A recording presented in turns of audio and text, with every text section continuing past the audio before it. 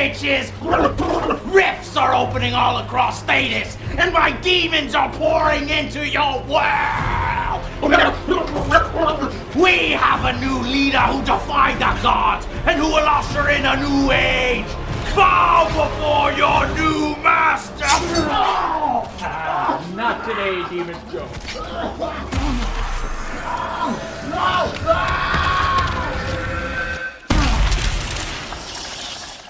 I have closed yet another demon gate, companions. Lieutenant, report. Help me clean up this garbage. Oh my God! Why have you removed your garments all of a sudden? Does this not please you, Commander? This is highly inappropriate. But, yes. Yes! I see you've been putting in extra time in the fields. This shall prove most useful in, close quarters, battle, I mean. Yes. Please, follow me to my quarters. I mean training grounds. Yes. Right this way, Lieutenant. I have something to show you.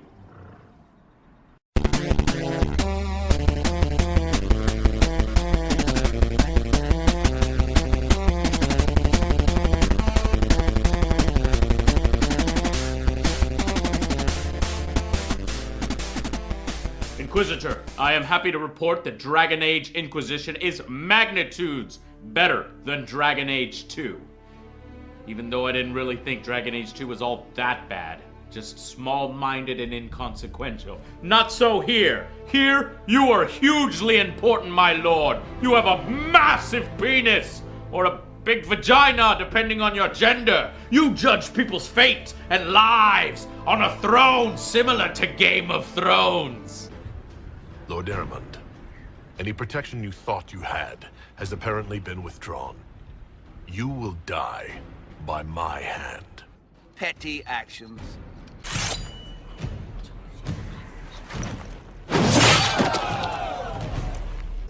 That punk Hawk works for your ass. Yes, even fan favorite Morgan shows up and defers to your judgment on major decisions. Fool. You'd let your people's legacy rot in the shadows. Enough. You cannot honestly... I said enough.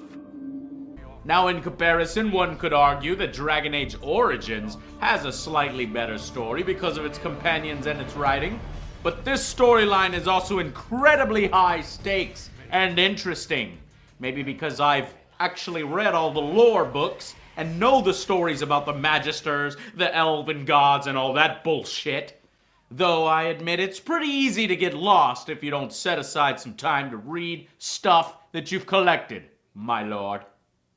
The chosen of Andraste, a blessed hero sent to save us all. Am I riding in on a shining steed? I would have suggested a griffon, but sadly they're extinct.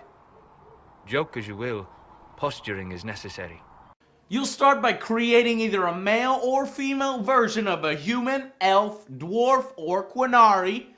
You then choose between the types, rogue, warrior, or the powerful mage. Now, I spent a ton of extra time crafting my character as I knew he would be central to the cutscenes.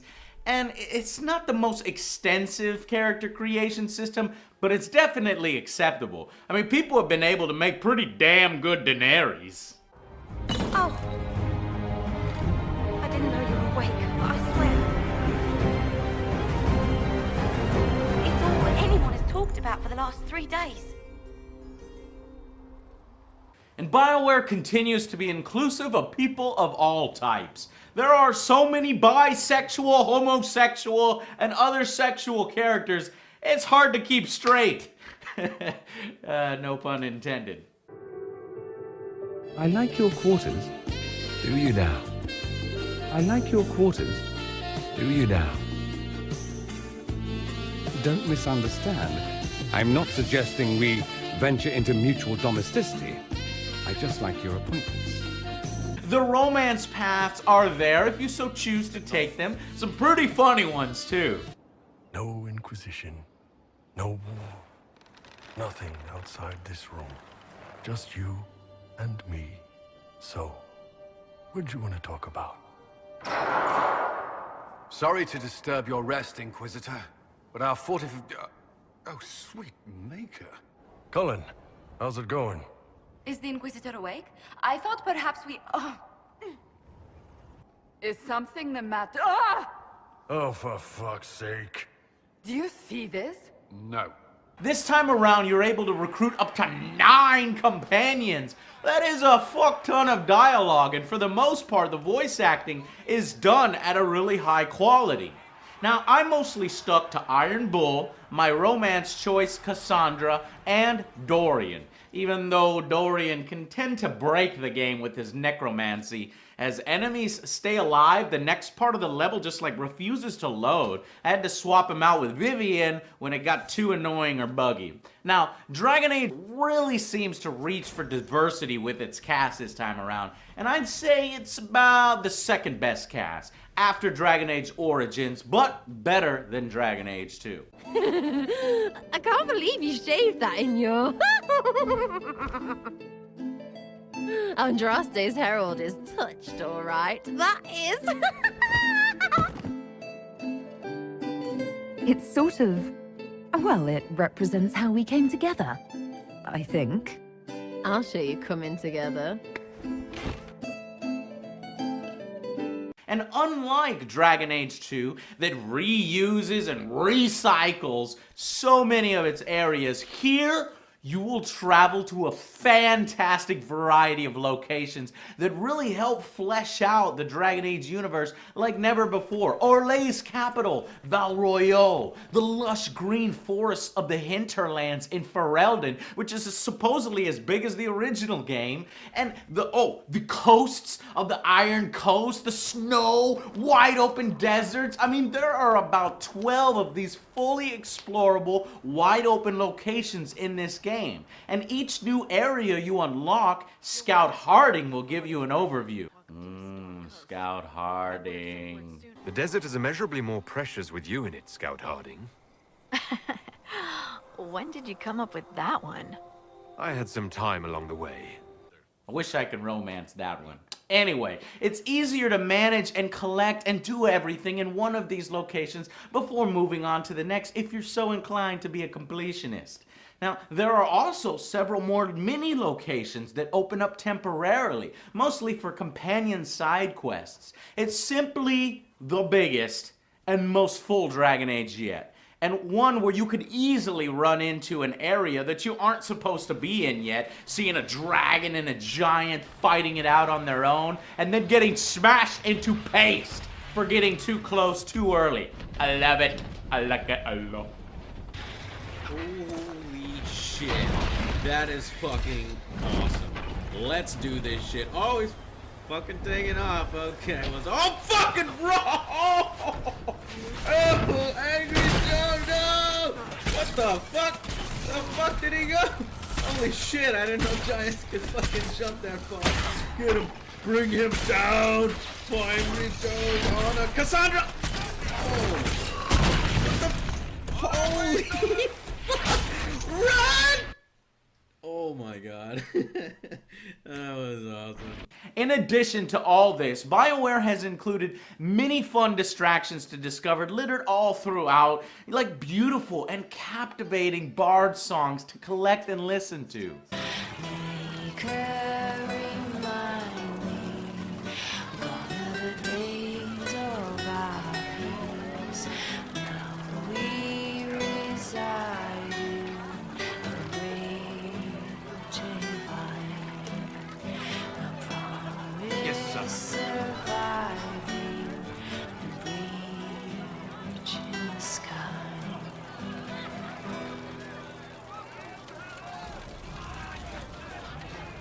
Astrariums that have you connect the dots for stars in the sky. Hey, Pee-wee, let's play Connect the Dots.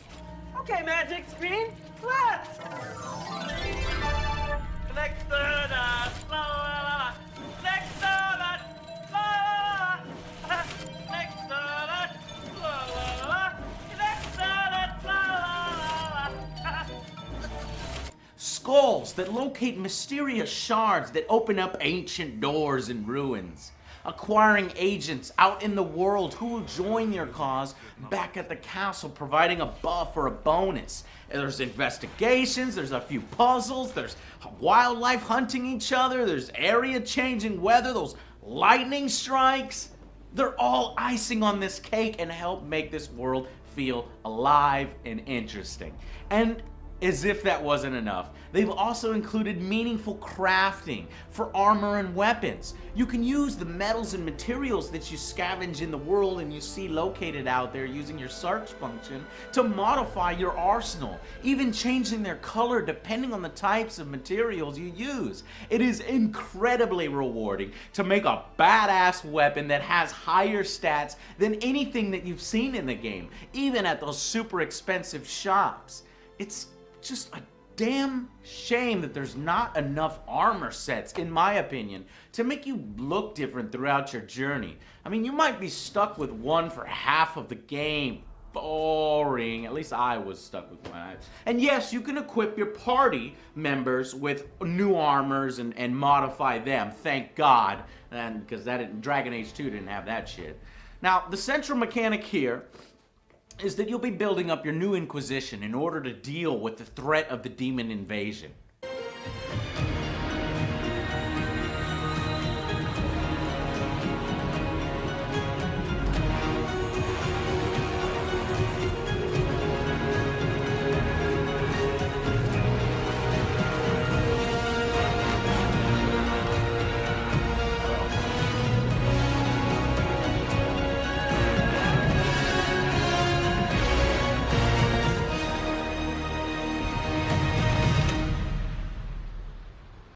But what's cool is in addition to straight up combat, there's also hints of political gameplay. You'll have agents in addition to the companions, right? The 9 companions.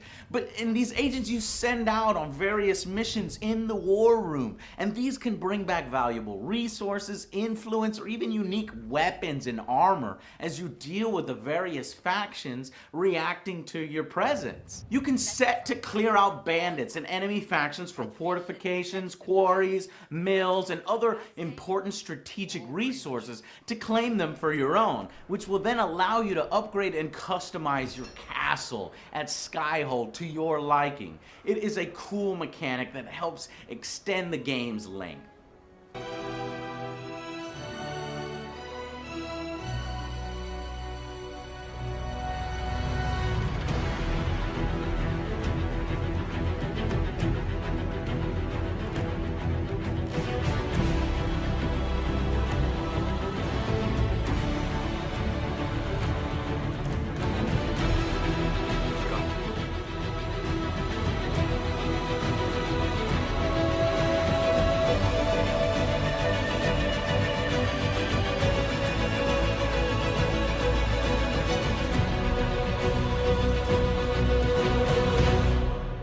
Graphics are a marked improvement in both detail and style from Dragon Age 2. Now sure, they're not mind-blowing in this day, okay? And I always felt like they lagged behind the current times in this series, but there is no doubting that some beauty is there in the environments, especially with the right lighting.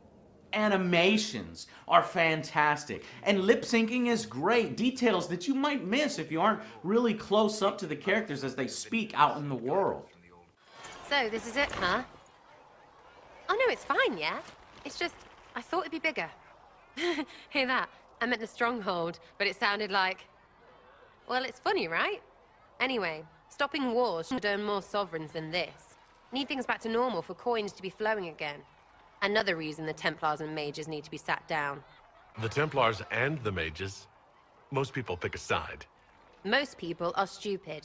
On the gameplay side of things, they attempt to blend the tactical origins with the action-oriented Dragon Age 2. And for the most part, it works. I was always a fan of both. However, it's not without its faults. The much lauded return of that tactical view has problems. Its zoom and perspective are tough to get right for it to be useful for long periods of time. The behavior screen for your companions gives you only a pathetic 5 options. They're pretty simplistic, not what I expect. Useless, unfortunately. I didn't even mess with any of those except for one puzzle that required my party members to stay put while I leave them and go activate some consoles. But even more upsetting is, for PC gamers, is the terribly awkward PC controls at release. I played with a controller, so it didn't really impact my personal experience, but when I turned that off and tried the keyboard and mouse, I can see why PC users were frustrated, especially with no real auto attack, no auto loot pickup, and it just makes the game harder to enjoy. There's no tool tips, no screen edge mouse look with limited remapping options. It feels like a console port here in every way. A shame, since Origins was one of the better PC games of its time. Each character now has an added unique ability branch and one mega focus ability. It's like a super, okay? It encourages you to play as the different individual characters in your party, including your own custom character, just to see what they all look like. There's also certain character perks that, like deft hands, that can be unlocked through Inquisition perks that allow you to access parts of the levels that you wouldn't have been able to before for some sweet-ass loot. Finally, there's the dragons. They've returned, okay? And yes, dragon hunting is fucking epic. Welcome, for we're about to go dragon hunting. I know we're not playing Skyrim, but we are hunting dragons. And that's what counts! Ah! Charge! Oh, shit! Ah! Alright, she already healed up automatically. Let's give Cassandra health. Let's give Iron Bull health. And keep firing. Oh shit! He's a 19? Oh, this is the hard one then. And he has armor. I'm gonna go stealth so he can't see the bees coming. Here come the bees. Here come the bees. No, not the bees! Not the bees! In your face! Oh, he didn't like that.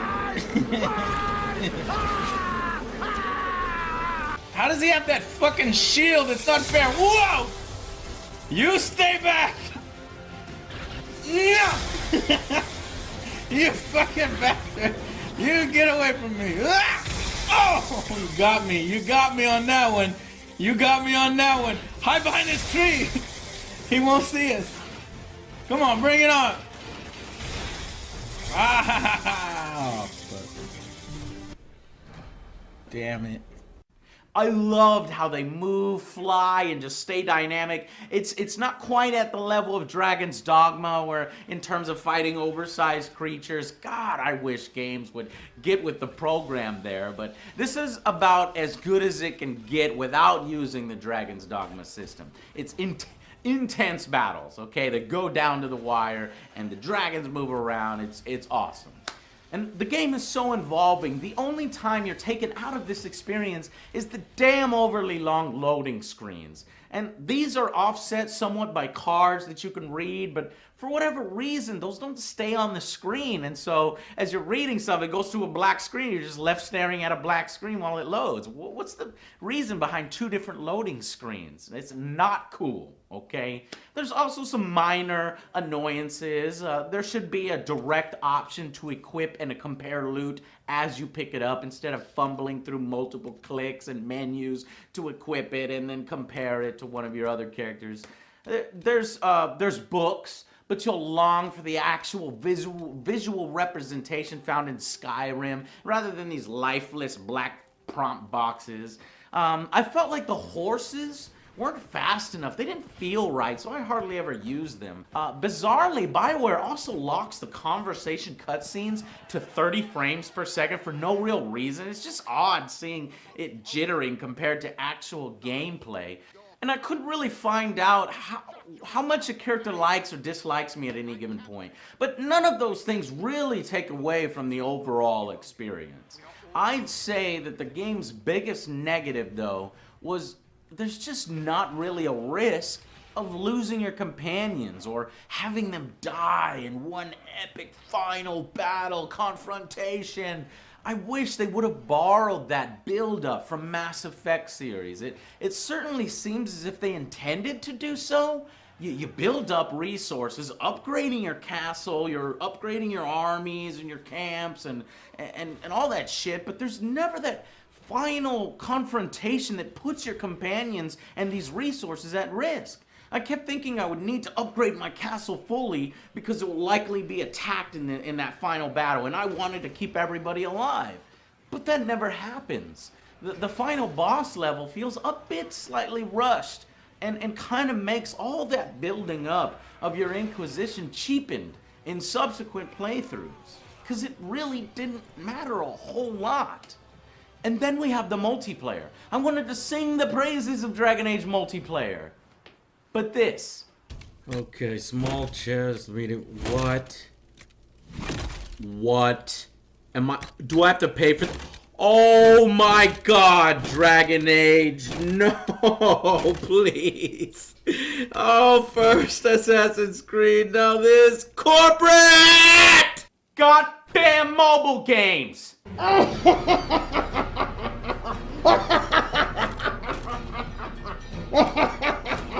Look, all the other companies are doing it. Damn it, EA! Oh, and remember, when you buy your platinum, make sure to go with the best value, the $49.99 package.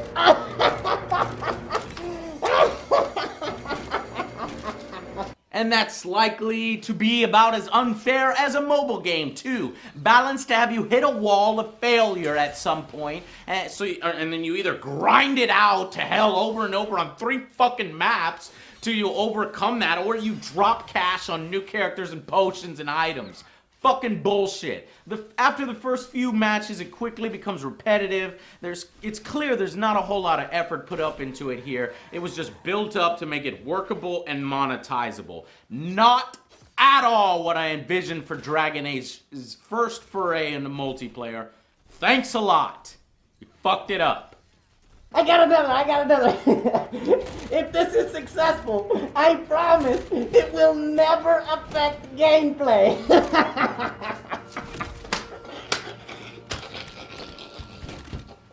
Fuck that shit. This is becoming a problem. And it better not get worse in 2015. Now, I spent over 60 hours in this world, and I could have easily spent 100 just in my first playthrough. And I'm immediately excited about trying the alternate paths and playing again. There is a ton of value for my money here, okay? And so that brings me to the final verdict. Dragon Age is a solid 9 out of 10. That is a must-own in my opinion. Now, if you're playing on PC and you were expecting a tactical mode and good controls, you're gonna be disappointed. The PC version does clock in lower at 8 out of 10. Until they get a major update or a patch out there to address it and tailor it to PC players, not fucking console ports. Now, it may be true that the branching paths in the game only have the illusion of choice, and it may be true that it had to be scaled back a bit from some of the previews, but it all ends up enjoyable because of its high-quality presentation and the satisfying gameplay. You still want to play some more. The game sets up a possible expansion respectfully, giving us a complete story without completely sequel baiting. You're left wanting more in a good way, and so many companies and franchises get this wrong, and I'm happy to see it done well here, so stay after the credits. So where's Dragon Age gonna go next? Who knows? Perhaps Elven Gods, Inquisition warring with nations, maybe the 6th Blight. Whatever is the case, I'm looking forward to it as Dragon Age is back in top form. Until then, I'll see you guys on the next Angry Joe Show.